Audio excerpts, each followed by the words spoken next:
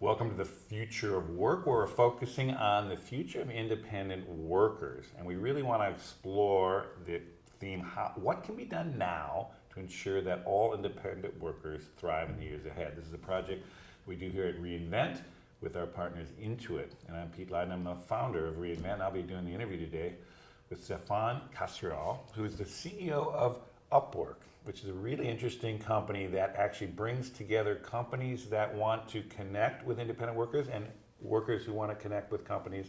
And they're essentially a platform that actually makes that all happen, which is a really beautiful way to kind of talk about this real problem here that the challenges of the evolving system from employee relations to independent worker relations, and the systems that both government, policy, but tech companies and companies in general can adapt to that next world. So welcome to coming here. Thank you for having me. So give us a little story of Upwork, because if people who don't, a lot of people who are watching these kind of things are trying to wrap their heads around this whole space fresh. You might not be familiar with the background of what your company does. Sure. So we are the world's largest freelancing website. So what that means is we connect 5 million businesses on one side with 12 million freelancers on the other. And we do this across 100 different categories, 5,000 different skills, and it's all about knowledge work, right? So what we help a small business do, as an example, is build a website or build a mobile app or write their blogs or build a bunch of Facebook, Snapchat, Twitter, LinkedIn videos or what have you. It's really about digital skills that can be done remotely. And these are, we'll talk a little bit more about the kind of skills. Are they essentially all kind of knowledge work, media-oriented skills, or are they actually connecting people who are doing a range of skills all the way down to? So we've decided early on that we would focus on work that could be done online, could be done remotely. And as a result, we are focusing on knowledge work, professional services type of jobs that can be done from anywhere in the US or even potentially internationally. The big categories on the site include IT, people building mobile apps and websites and desktop software, enterprise software, all of that things, as well as design and marketing services. So anything from content, video, localization, graphic design, print, industrial design, those types of things. But then there's also a large series of other types of professional services. So this is also a place where you can find consultants, lawyers, accountants, recruiters, people to help you with customer support, sales, frankly, any type of job that somebody can do in front of a mobile device or in front of a laptop and potentially in a different part of the country or a different part of the world. How about folks that you mentioned transcribing and stuff? How about folks, because when you talk about consultants or high-end, coders and things, people get one idea of a very high-end, probably well-paid kind of folks. Does it also, how far into the kind of guts of just everyday jobs would you go? Are there other just folks that would be making much less money, let's say, around what they're offering that are also on your site? Yeah, I mean, the way we look at it is that the job market is a pyramid. There's a very small number of incredibly highly paid jobs at the very top, and they're the lawyers and the consultants and the AI experts and the data scientists. And then there's a much larger group of people closer to the bottom of the pyramid that make generally more money on Upwork than they would make through the local job market. That's what attracting people to come here, but are generally less qualified. However, in our case, it is still tied to knowledge work, right? So what we don't do is what, for instance, would be most of the staffing industry. When people think about temp workers, it's usually people that are in retail positions or in warehouses carrying boxes or shipping delivery trucks and these kinds of things. We don't do any of that work. We really focus on knowledge work. But to your point, I mean, some knowledge work is paid hundreds, if not thousands of dollars an hour, and other knowledge work can be much closer to minimum wage. And you do the whole range? We do the whole range. Tell us, you jumped right into kind of what you do, but tell us a little bit of the story, because what I think people are trying to wrap their heads around on the roots of this phenomena, And I do know there were previous companies, and there's Yeah. been kind of a rolling story. Without getting into too much of the detail, but just give us a sense of the roots of how you got so to I think there used to be two separate companies, and the story that's probably the easiest to explain was a company called Odesk, which started in 2004. And it's a very personal story, like many of these Silicon Valley-based startups. Two Greek engineers, one who lives in Palo Alto, the other one lives in Athens in Greece. And they want to work together, they're college friends, and they both want to work at Silicon Valley-based tech companies. And so they get all excited, they start interviewing for roles at various tech companies, and systematically, the one who's based in Silicon Valley gets the job, the one who's based in Athens never gets an offer. And after a while, they're like, what's going on here? We're both equally qualified. Why on earth is one getting the job and the other one isn't? And systematically, what would come back was the employer would say, we love both of you, but frankly, one of you is remote, and we just don't see how you can possibly be a remote engineer and be successful. And like you have to go back, this is 12, 13 years ago. Back in the days, it was fairly controversial, this idea that knowledge work could be done from anywhere, even though conceptually, I think everybody gets the fact that this 9-to-5 on-site W2 is a remnant of the first industrial revolution. It really doesn't make any sense in the 21st century. People get it conceptually, but at least back 10, 12 years ago, they didn't want to put it in practice. And so what these two founders decided to do was to say, well, if nobody's going to hire us, then we're just going to hire ourselves and we're going to start a company. And the logical product to build was a product to help companies manage a remote workforce. And that's how Odesk got started. From there, they started building a marketplace, realizing that doing a very hands-on approach where one founder would go talk to every tech company to offer them remote software engineers, and the other one would be driving throughout Europe to find talented software engineers to work for Silicon Valley-based company. That was not going to be scalable.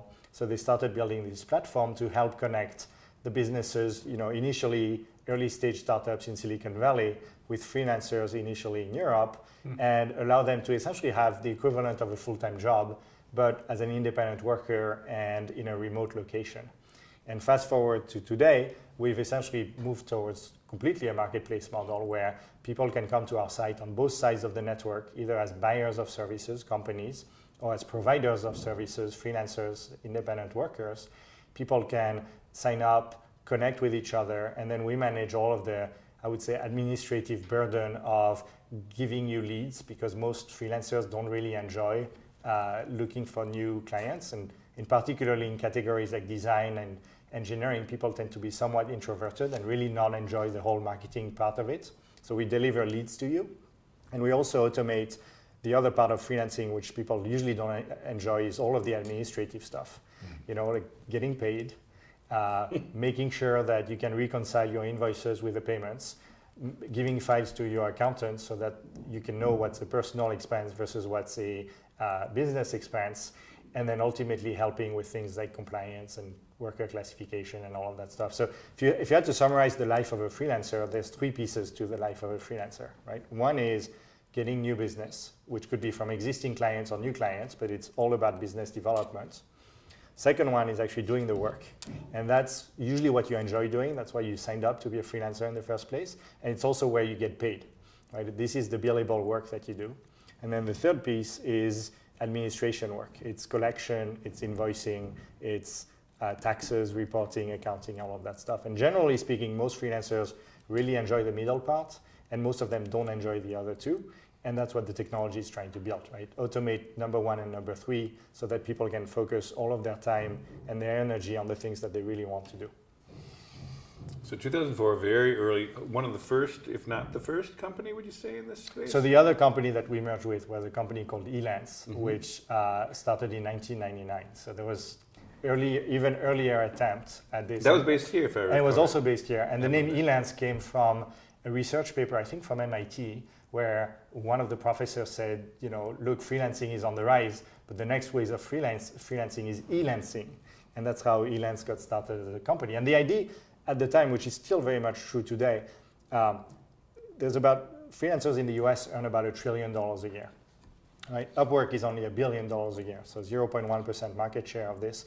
And fundamentally, there's a huge inefficiency in the system. The way freelancers find jobs is through personal networks and through, frankly, spending an inordinate amount of time on work that is neither enjoyable nor billable, so very inefficient on the freelancer side, and equally inefficient on the business side. If you're a small business and you're looking for a part-time accountant or an outside counsel or a designer to help you build your marketing collateral, you don't know where to find them. And so you've got both a big part of the economy, right? $1 trillion is not an insignificant part of the US economy, but a part of the economy that is extremely inefficient both for the buyer and for the service provider. And so that research paper about freelancing was really about saying freelancing is growing and it's here to stay. It's inefficient the way it's done right now. People will build platforms to make it more effective for both parties to meet each other, and that's how freelance got started.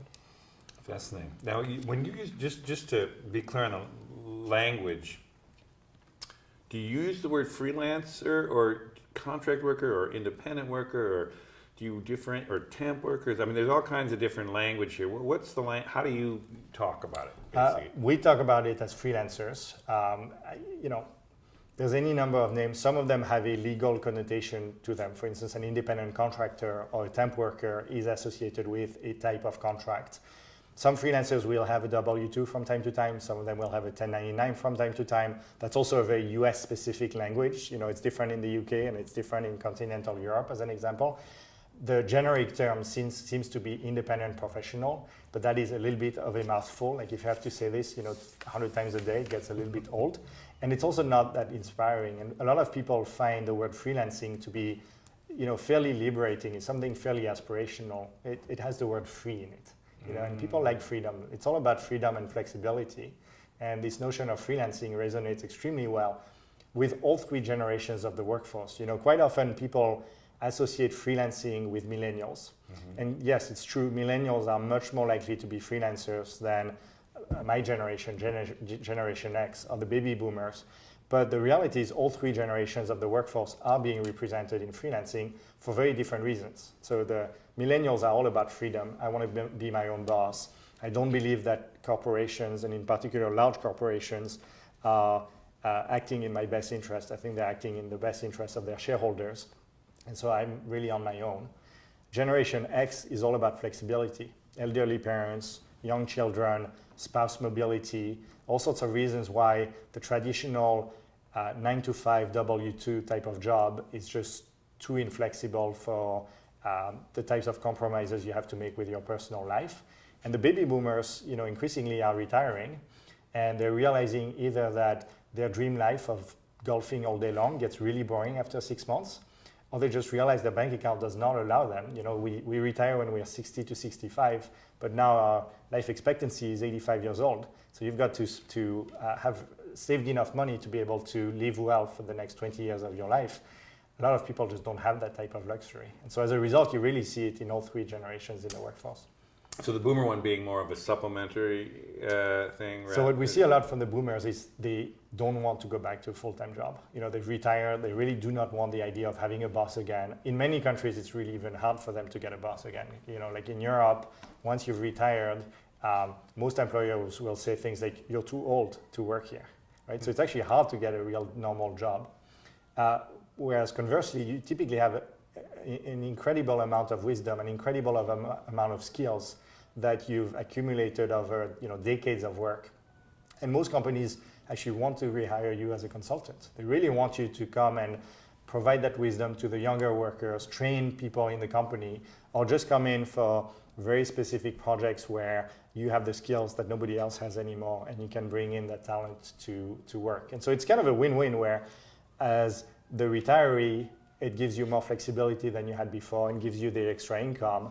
And at the same time, for the company, it gives them access to skills that they don't necessarily have in-house anymore.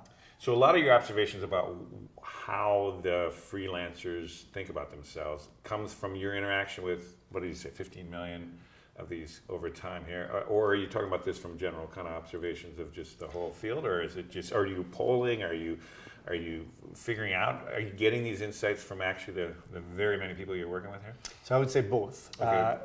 Obviously, we have a ton of interactions and a lot of data from our own users. We spend a big amount of time. I mean, we see ourselves as the agents of the freelancers. If you had to ask me what do I do for a living, I help freelancers be successful, right? So we obviously need to get a lot of insights on what it takes to help them be successful. Beyond that, we actually do studies regularly. Probably the one that is the best known is a study that we do annually called Freelancing in America, which is trying to replicate the data that the BLS, the Bureau of Labor Statistics, uses for the normal job reports, because they don't really represent freelancers all that well. And we try to take the same methodology, the same sample, and ask questions specifically about freelancing. And the key findings every year that people write a lot about are probably number one, the fact that the freelancing population is much larger than what most people think. It's over a third of the US workers are doing some amount of freelancing every year. An increasing number of those are actually full-time, meaning that's their sole source of income is a freelancing activity. It's not in addition to something else. It's not moonlighting and being a student during the day. It's truly being a full-time freelancer. Do you know what percentage that is, or what? I think last year was about 25% of that total. And of the third. So yeah, of the third, of the there's a 33 25. or 35% was last year. I think about 25 was full-time. And as I said, they earn $1 trillion a year, right? So that's about 10% of the U.S. economy. It's a fairly substantial amount of money. The other thing that I think people tend to underestimate is how happy the freelancers are. There's a little bit of a historical misconception of freelancers are like temp workers and staffing firms are not, don't typically make people happy. I mean, the NPS of staffing firms tend to be negative. And yet today, the freelancers are mostly doing this by choice. So 2/3 of the freelancers, the people that declare that they do freelancing say that they do it by choice. They are on just about every metric happier than the similar people in the survey that are employees. And 50% of them say that no amount of money could convince them to go back to a traditional full-time job, right? And that is partly because people change their lives around freelancing. When you are a full-time employee, your work life and your personal life are dictated by your work life. You're going to be living in this city because you need to be close to the office, and from 9 to 5 and potentially later than that, you need to be in the office, and that's just not negotiable. So you'll manage your life around your work schedule. As a freelancer, you do the opposite. You manage your work schedule around your personal life, and that has an insane value to most people, at least to the people that become freelancers. And that's why when they say there's no amount of money that you could pay me to go back to a full-time job, they're not just joking about it, they're very serious, because they moved outside. They no longer live in New York and San Francisco, and they don't want to live here. The cost of living is crazy, congestion is crazy. They're just done with that life. And then the idea that they always have to make compromises where work comes first and personal life, your children, your parents, your community, comes second is no longer something that they're willing to do. So they're willing to compromise on many things, just not on that. So when you say 25% of the freelancers are working full-time, is that 25% of the third, or is that? Yeah. Okay, so there's two, and it's overall, growing. It's growing. I mean, like every year when we ask the question, the number of hours that they work per week being freelancers keeps on increasing. And I think a lot of this is driven by the fact that there's another bigger population, which we also ask in that survey, who are people that are employees but want to make the switch to freelancing. And what happens every year is you've got, and basically the flux is only going in one direction. There's more and more people that switch from being full-time employee to being freelancers, and almost no one switches from being freelancer to being an employee. And so that's feeding that pool. And then you add to that the generation mix. The boomers historically have been less freelancing than the millennials, and the millennials are quickly becoming the biggest generation in the workforce. So almost mathematically, the number of freelancers and the amount of money earned through freelancing will continue to increase.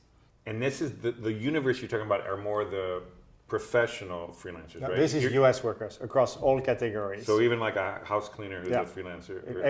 Everybody who declares themselves as a freelancer. One of the challenges with all of the research on this, including the government data, is how do you define freelancing? Exactly. And the government tends to look at it based on the tax form. If you're 1099, you're freelancer. If you're W-2, you're employee. And the reality is that's just the legal framework. It is what it is. Some freelancers have to be W-2'd from time to time, and some people that would probably consider themselves employees are misclassified as being 1099s. That is not the way you should be asking the question. Really, you should be asking people like, do you see yourself mostly as a freelancer, mostly as an employee, or a hybrid between the two? And having that level of classification is not something that the government provides. And that's why you see Intuit has a study, we have a study, McKinsey did one, the McKinsey Global Institute did one a couple of years ago, and they're all trying to get to the same different view on this, which is asking the workers themselves how they see their activity, as opposed to looking at a payrolling provider or looking at a set of taxes that are being filed to try to then reverse engineer what might be in people's brains. Got you. Yeah. But how much of Upwork's kind of the people who work in Upwork are outside the United States? So it's a very global platform, right? I mean, there's people signing up on both sides of the network in 180 countries. And so it depends on the category, it depends on everything. But you've got, if you look at, for instance, one of the stats we used to publish a long time ago, and we haven't renewed it, but it used to be that the US freelancers in the smaller cities were getting more work from outside of the US than they were getting from the US, as an example, right? And I'm not sure I can explain why, other than, if let's say you're a Chinese company and you're trying to understand the US market, we tend to struggle to understand the Chinese market, but the Chinese also struggle to understand our market. So they go hire local people in parts of America where they're trying to launch their products to help them understand, what the local market looks like. And so there's a lot of these. I mean, a lot of the business is domestic because, frankly, work tends to be more domestic. It's easier to hire a freelancer in your time zone, using the same legal framework that you're using. They share the same culture, they share the same language. So it's easier for a German company to hire a German freelancer. But in some cases, you need the global aspect of this. If you're a business in the US and you're trying to understand German law as it relates to, some part of your business, it's quite likely that the best freelancer you're going to find is in Germany. Or if you're trying to do translation, as an example, I'm sure you can find Korean and Japanese translators in the US, but a lot of them are going to be in Japan and Korea. Fascinating. And so you're, not only is the technological changes driving it, but the globalization phenomenon is also driving. Yeah, I mean, I think it's the next generation after globalization, right? I mean, if you think about the evolution of the labor market, we used to have, way back in the day, we had the cottage industry. And the cottage industry was fundamentally freelancing, right? But then comes the first industrial revolution, and that's when the W-2 came about. That's when we decided let's all be in the same place at the same time, fixed labor contract, providing some amount of benefits on top of it. And that made sense at the time. And then you fast forward to the 50s when the staffing industry started. And the idea of the staffing industry was saying, look, this whole idea that everybody should be long-term employed by a single company doesn't make a ton of sense when change seems to be accelerating. And that was like 60 years ago. Change has only kept on accelerating, right? Mm-hmm. And then you move to the 80s where people started realizing a lot of this work is global.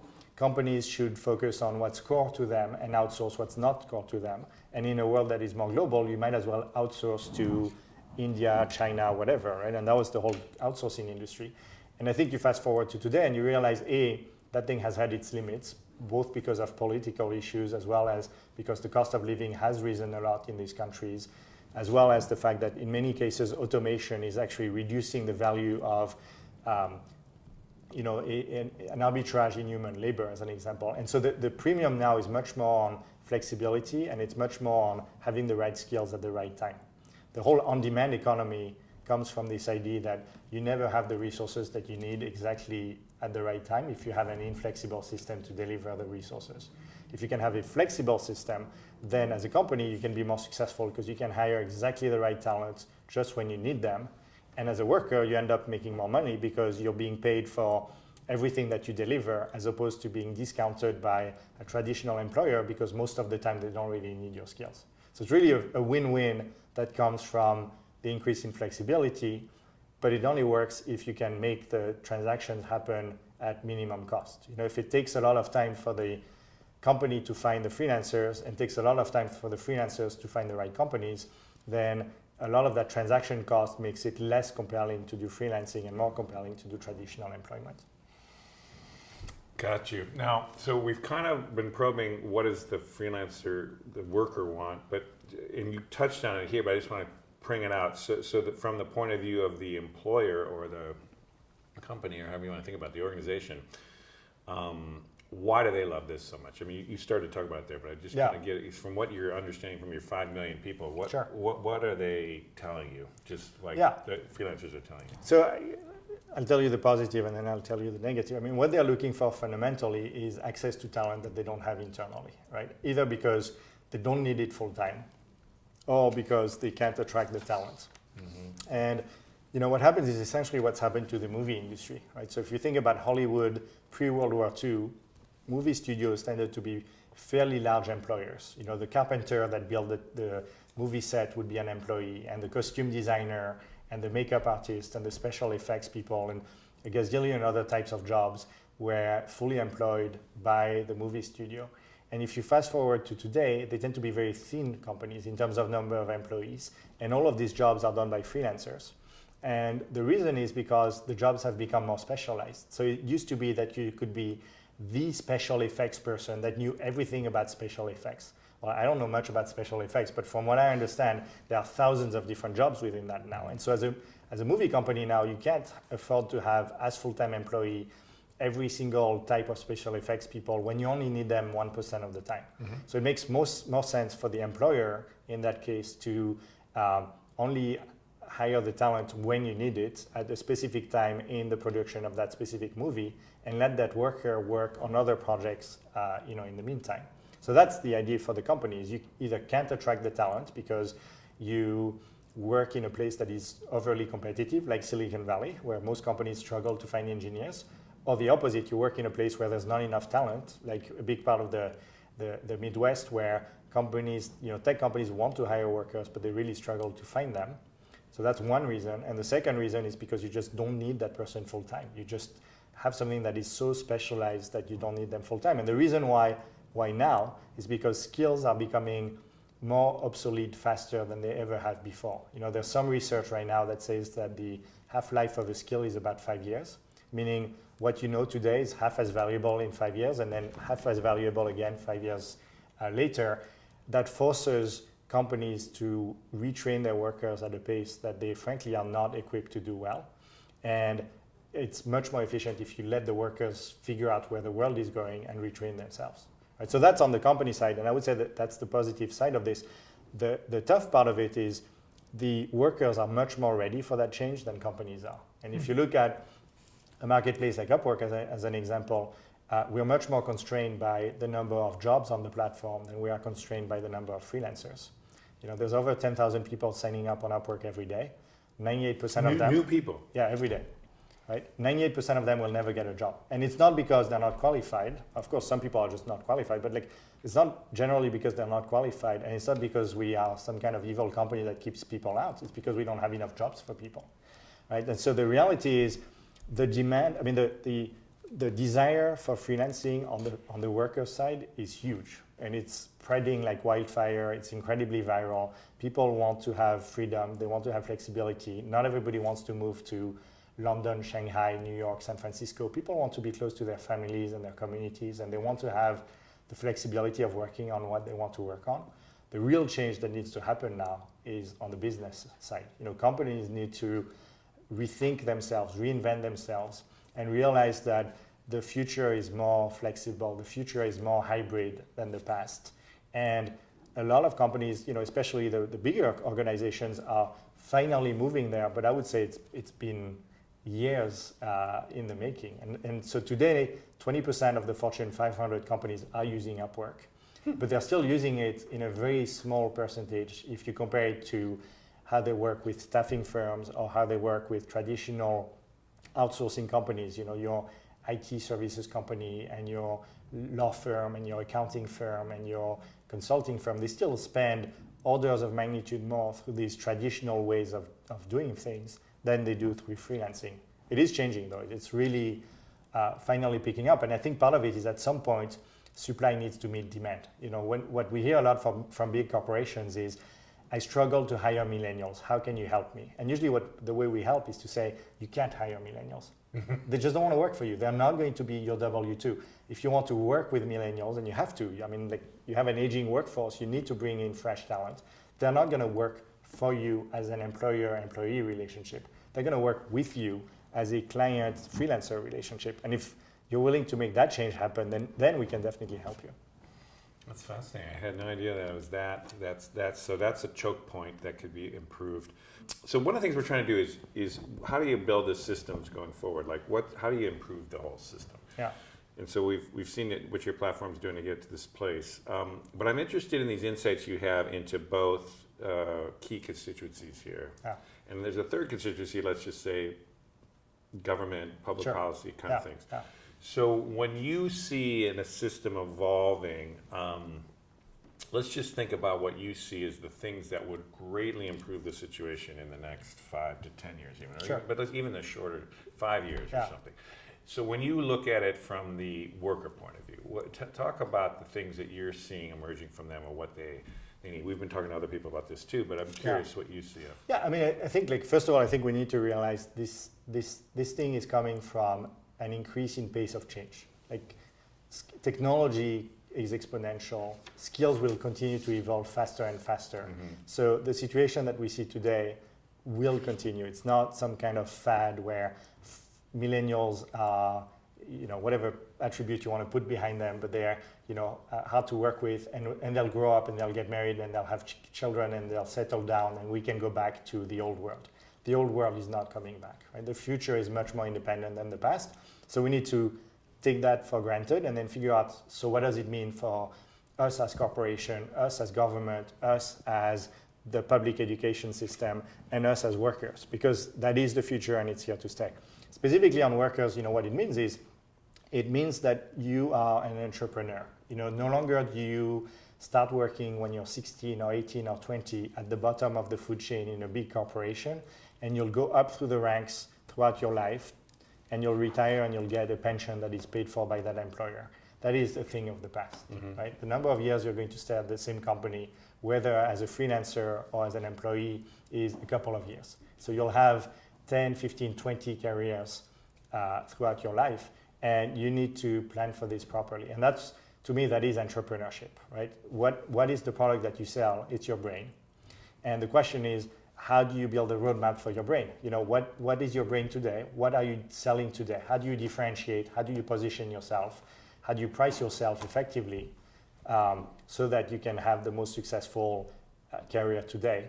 But then the roadmap is, what about the future? So at what point do you need to switch from doing the same thing again, yet another project as a freelancer, yet another similar job as an employee, to the next phase in your career? And it's really about understanding where the demand is going. You should train yourself on skills that are about to get hot.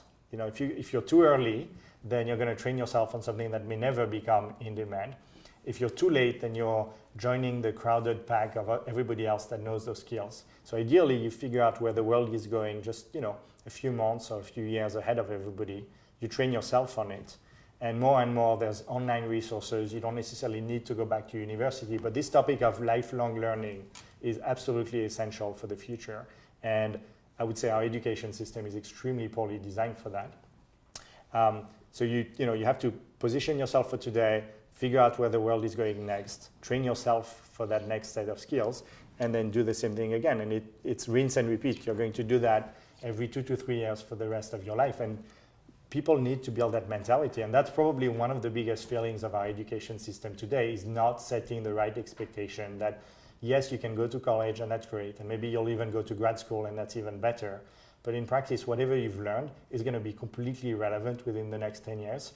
And you need to have set the expectation with young people from an early age that it is all about continuous learning. It's all about curiosity. It's all about the learnability, this ability and this desire to learn throughout your life, and not think that when you're 22 years old, you've learned everything that you would ever need to learn and you can just, milk those skills for the rest of your life, because that sets you up for, disaster, frankly, within the next 5 to 10 years. So you're kind of giving them advice, which I think is good, but I'm also just saying, is like, what do they need? Yeah. From a system point of view. So for example, the training, better education opportunities, more flexible training. Yeah. Just a few more of those ideas. That's what I'm trying to figure out. It's like, what do we need to rough out here to really make it work? So there's a whole ecosystem, right? And in particular, I think when you only talk to employees, you take a lot of things for granted. And it's only when you start working with freelancers that you realize the world is not adapted to freelancers. So let me give you an example. In the US specifically, your FICO score, your credit score, one of the key determinants of it is what is your W-2. Right? Now, you can be a freelancer and have received a 1099 with hundreds of thousands or potentially even millions of dollars on it.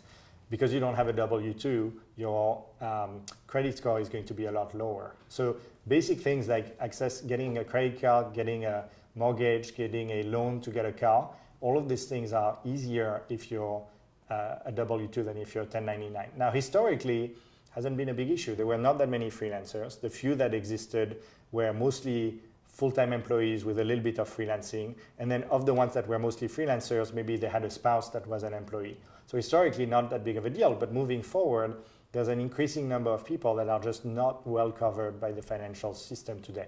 And I think that's an opportunity for the private sector. You know, if you're a bank or mortgage lender, you should look at this and say, maybe I need to build new risk models to go after this independent worker population. It's also an opportunity for the public sector. You know, maybe we need to change the regulation system to say you can't discriminate against 1099, because that's essentially what the systems are doing today. Right? So that's an example. The one that people talk about a lot is the healthcare system, right? I mean, the US system progressively got designed to bundle the idea of a job with the idea of healthcare. There's no particular reason for it. You know, it's frankly just as evil as when your telco is bundling your cell phone with it just to like lock you in forever, right? I mean, the notion of benefits should be the same whether you work for a large corporation or you work for a small corporation or you work as an independent. And so this is not directly tied to freelancing. If you're a startup and you have 10 employees and you go to the big healthcare providers and you say, give us a good deal, you don't get the same good deal than if you're a Fortune 500 company asking for the same.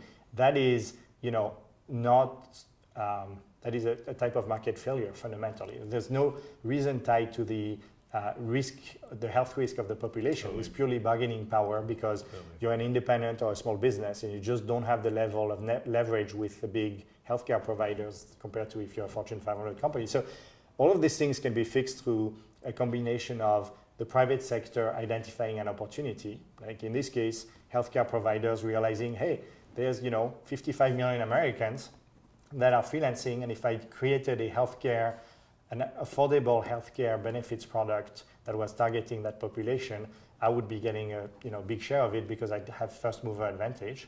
It can be also an opportunity for the public sector to say, hey, we need to change the regulatory system so that there is an ability for freelancers to be successful. But I think fundamentally it's realizing that helping freelancers being successful is a good thing for the US economy. It is the path forward. You know, in a world where change is the new norm, flexibility has to come with change. You can't be rigid and change. It's completely opposite. So you need flexibility in the workforce, and so you need to make sure that the flexible workforce can be as successful as possible. And if the private sector figures it out, great. If the private sector doesn't figure it out, then the public sector should get in there. Now, what's really, really important for the regulators to think about is how do you do that without messing things up? You know, like the huge issue you have in this workforce is it's 55 million people, so they're not all the same. There's people that are making a lot of money and people that are in entry-level positions. There are people that do this for a living and other people for whom it's additional income. There are people that get benefits from their spouse and really don't want a platform, as an example, to withdraw part of their earnings. And so you need to do this in a way that doesn't improve it for a small percentage of people and hurt everybody else. One question, for instance, we ask in our Freelancing in America study every time is, would you rather pay for your own benefits, or would you rather have the platform or whoever is helping you find jobs withdraw part of your income to pay for your own benefits? And every single time, 2/3 of people say, no, give me the money, and I'll pay for my own benefits, despite the fact that when they pay for their own benefits, they may have to pay more than if it was a pooled benefit that was negotiated in bulk from by the platform itself, right? And so, what do you make of that? Why? Well, people like when they don't trust it. They don't trust. No, but I think like the whole concept, like if you want to be a freelancer or you want to be independent, you want to be independent. Like the whole point is you're not trying to be dependent. You're not trying to go back to another form of doing the same where you're locked in by the big corporation who basically pays for a bunch of things for you, except that they really are in it for themselves. They're not in it for you, right? So when people start to have this level of desire for independence and desire for controlling their own lives, they don't want to go back to a system where you withdraw a bunch of things and you choose for me and you limit my options. True, but is it also true, because we're getting this from other people in these interviews and in the programming we've done and stuff, that there is a real worry about insecurity, safety nets, and things that they don't want to be so independent that it's just them alone against the world. Would you go that far? I'm just curious how you hear that. So actually what we hear a lot is of the non-freelancers. So, there's been a lot of studies that say that employees are actually pretty unhappy in America, right? Yeah. Like there's a little bit of a romantic view that, oh my God, W2 is so awesome and being a freelancer is so scary. Actually, like most employees hate their jobs, right? So when you ask them, like, would you be interested in switching to freelancing? You usually get a huge number of people that say, absolutely, I actually want to look into this within the next 2 to 3 years. But then when you ask them, like, are you likely to do it or not? Usually the number one reason that comes out for, no, I probably won't do it is, I'm scared that I'm not going to be able to make enough money to justify the new flexibility that I have in my life. And so that is one place where both the public and the private sector can help, right? Again, to the extent that flexibility is a good thing for the economy, it's better at the end of the day for the workers, they're happier, and it's better for the company because they can access the skills that they need. Facilitating that transition from these people that actually want to become freelancers, making sure that they can make the jump and do it in a way that is safe is probably fairly critical. And part of it is perceptions, this fear of I may not have enough work to keep myself busy. Like how do you facilitate that transition so that people can get the reassurance that they need? That's the perception part, but part of it may be reality. And if it's true that a freelancer who is a first-time freelancer or it's their first 5-6 months or a year or whatever, if it's true that they're more likely to have dry spells and it's more likely that they're going to be having periods where they do well and periods where they don't do well, then let's figure out insurance products. Whether they're privately funded or publicly funded, like how do we find products that can make people feel safe doing this, fully knowing that the destination is the right destination. Like people will be more successful, they will make more money, companies will get more flexibility, and in a world where change is accelerating, we need to get ahead of it. We're way behind it right now. Fascinating, the whole insurance product thing. I hadn't really thought about that, but that's an interesting one. Yeah, because through this, we're always trying to figure out what could be solved by the private sector, what could be solved by the public, where, who needs what together. So just given our time, we got to kind of keep moving here a little bit, but I'm interested in, from the point of view of the employers, because we've been kind of thinking it from the freelancers, but where do they see things that would help the system work better?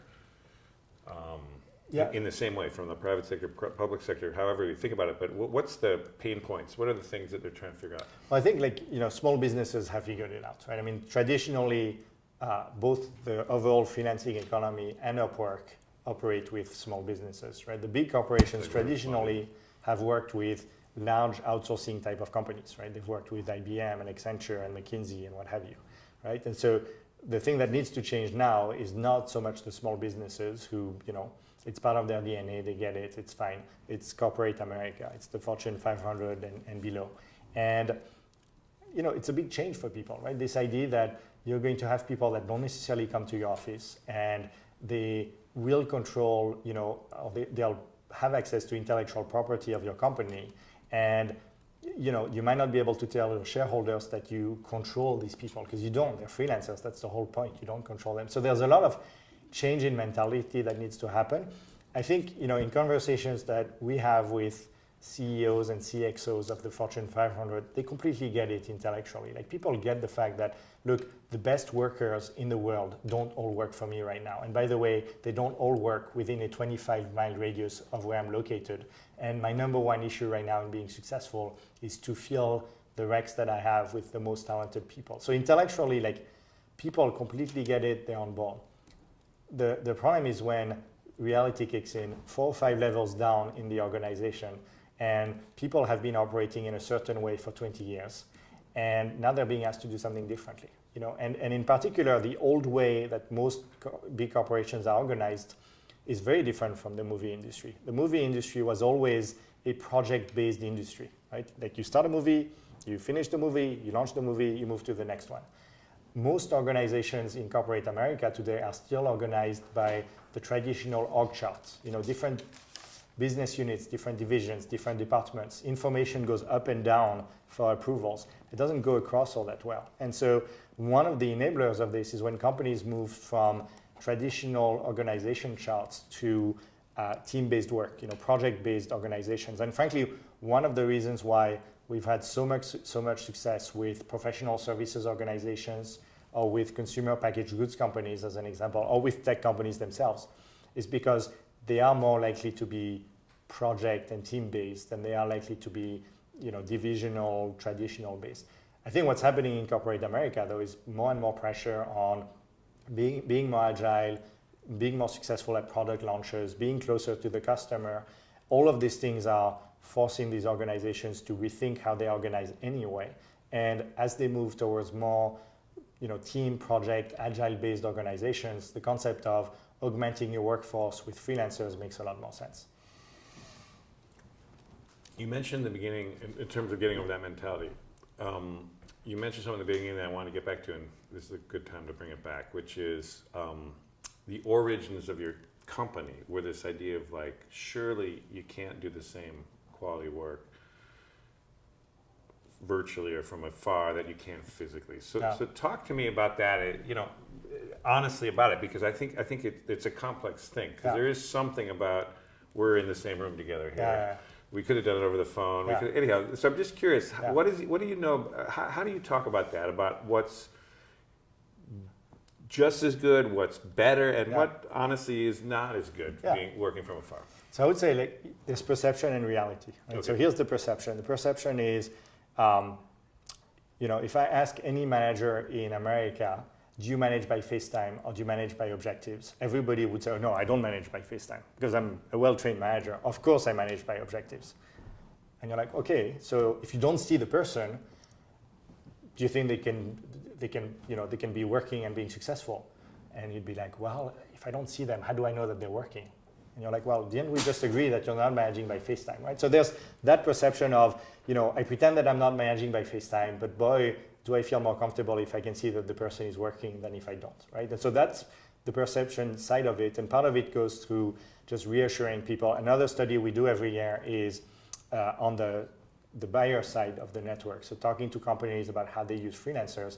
And what we find a lot is initial perception that it's not going to work. And then once they've started using it, realizing that that perception is actually not accurate. Right? So that's the perception. I think the reality is twofold. One is the same person who's working in your office can be more or less productive than the same person when they're remote, depending on the type of activity. And specifically when it's highly about figuring things out, brainstorming, ideation, strategic thinking, really thinking about the big picture, the face-to-face time in front of a whiteboard with a lot of Post-it notes still beats the remote collaboration. Not as much as it used to. We've really improved a lot of these virtual collaboration technologies. Everybody can do video conferencing these days. There's a lot more ways that people can interact virtually, but still putting people in the same room for highly collaborative type of work does help. Where it doesn't help, and it's actually typically very counterproductive, is when it comes to execution. And you hear that a lot from employees, right? People get distracted in an office, and particularly if you're in an open space, which is the new thing and it's cool, the amount of noise and the amount of interruption that you get is very high. And a lot of knowledge work, has initial parts where you need to collaborate a lot, but then has a lot of parts where you need to do things. You need to write that research paper. You need to write the code. You need to, come up with the next design for the next product or what have you. And every time you get interrupted, it takes you quite some time to get back in the flow. And so people are actually much more successful during that part of a project when they can be isolated.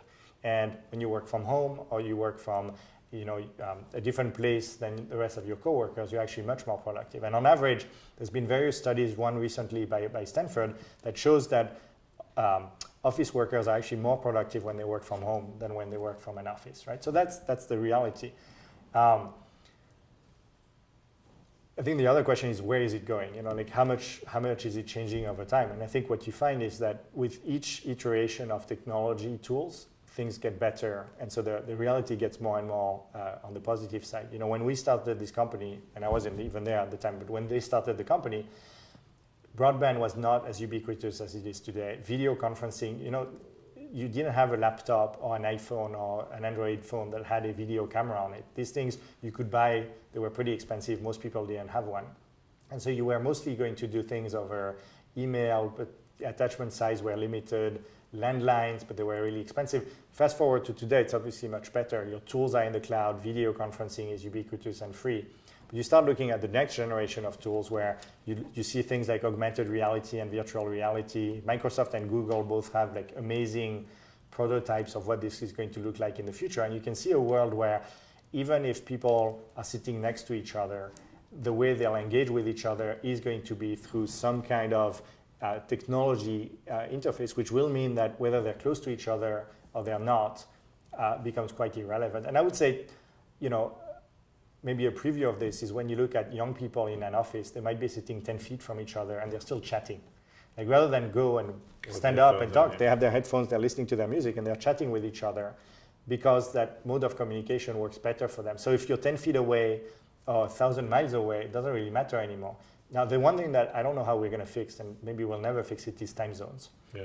And one thing that's interesting about the world today is it's still very much organized by latitude when it should really be organized by longitude.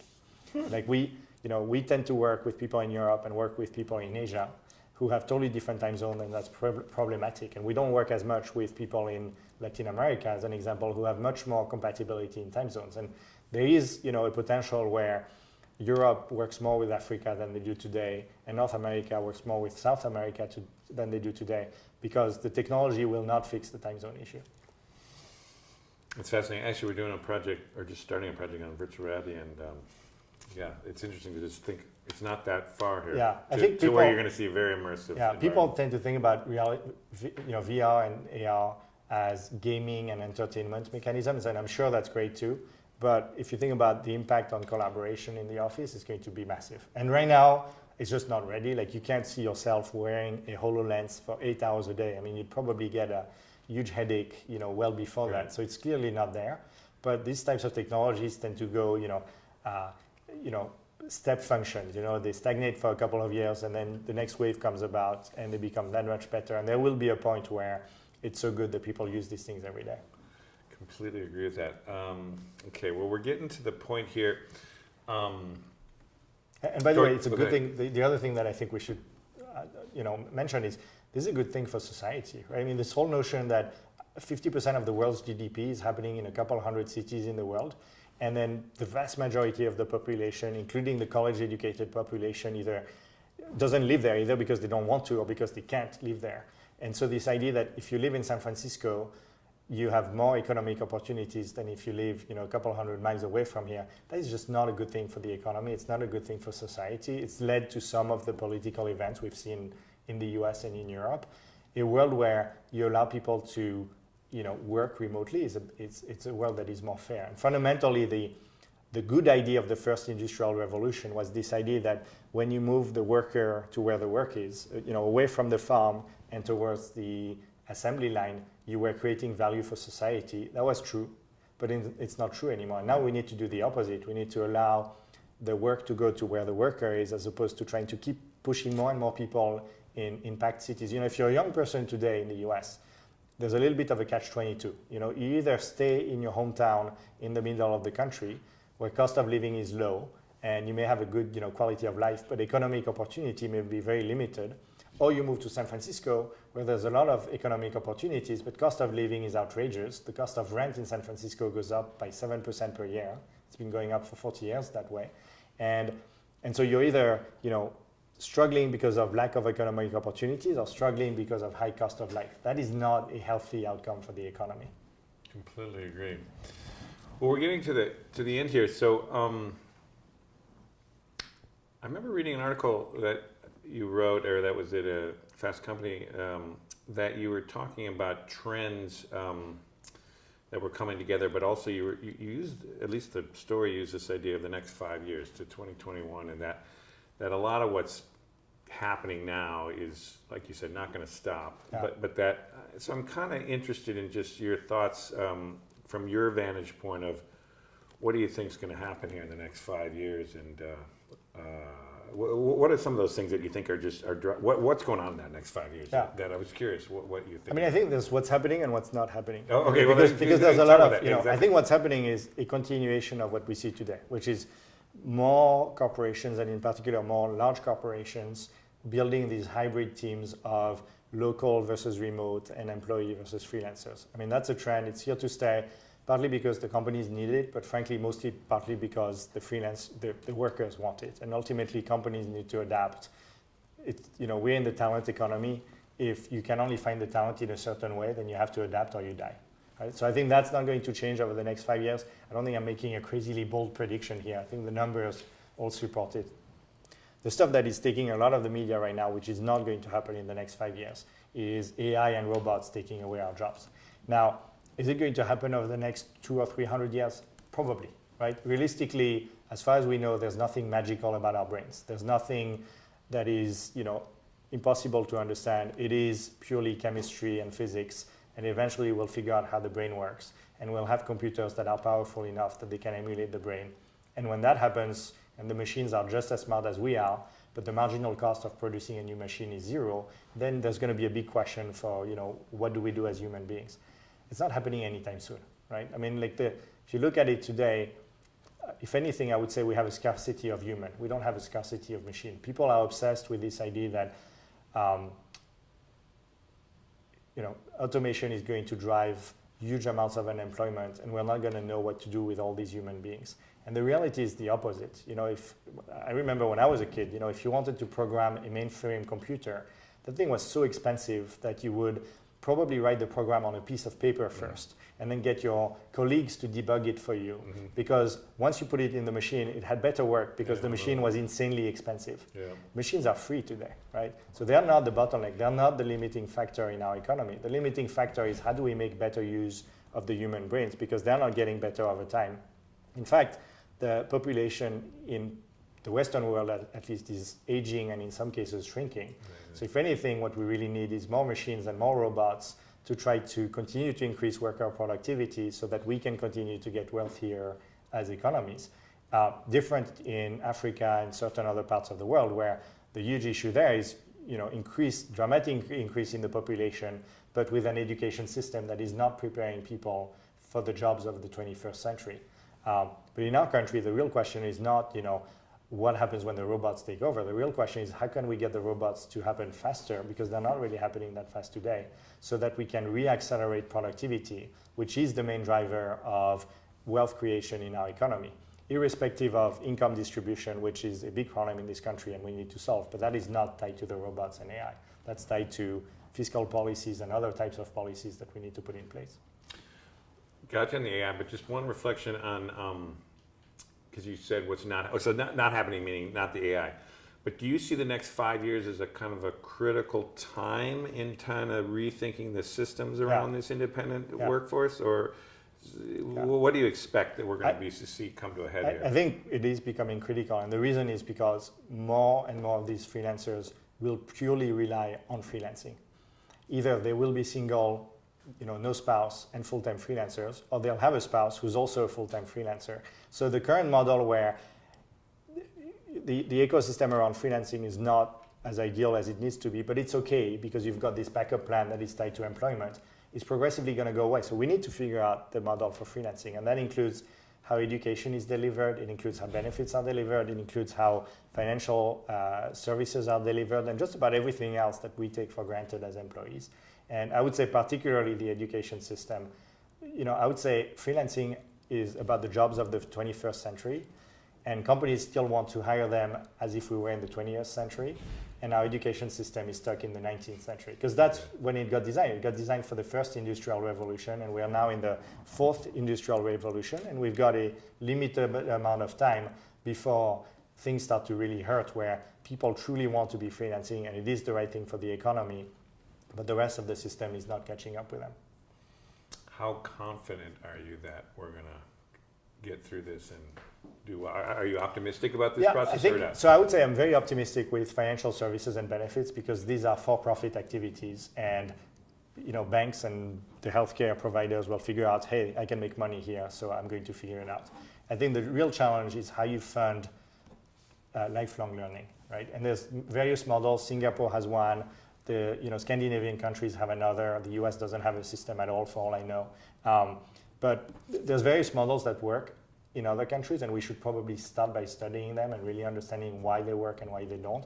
But a combination of the workers themselves setting money aside to plan for lifelong learning, governments building education accounts, putting money aside to allow people to choose how they want to train themselves, and then making companies accountable. If you fire a worker and that person doesn't find a job quickly, or a job that is as highly paid as the previous job was, then you've essentially created a negative externality on society. By not training people for their next job, you've hurt society, and yet you're not paying a price for it right now.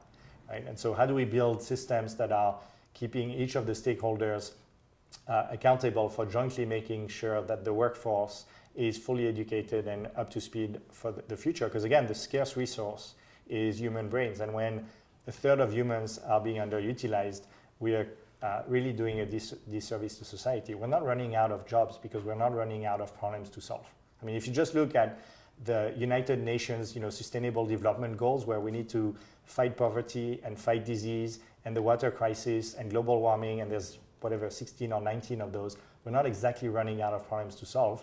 And we've got tons of people that are being underutilized. And the real question is, how do you make sure that we build education systems and the right funding and the right incentive structure to make sure that we utilize people to their full capacity? I share your optimism. I hope you're right. And thanks so much for this conversation. Thank you for the opportunity. Another great conversation here that really opened up the whole world of independent workers and a possible way forward. Thank you. Thank you.